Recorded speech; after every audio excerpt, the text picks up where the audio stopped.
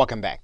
Now, one way to promote your book is to use a pre-order system that will allow people to come to a page and look at your cover and look at what your book is going to be about before you actually release the book.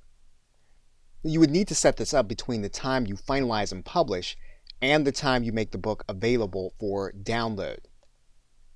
Now, your pre-orders can be listed in Amazon marketplaces with the exception of Amazon.in. But once you list the book for pre-order, there will be a timer on the page until the book is actually released. For example, you can see this is a book that is available on Kindle, and when the individual clicks, they'll be pre-ordering with one click, and they'll be paying in order to get the actual book. Your manuscript will need to be pre-approved in order to start the pre-order promotion, but it can still be revised before the download date. And this is obviously going to be for new Kindle books. None of those Kindle books can be in the public domain.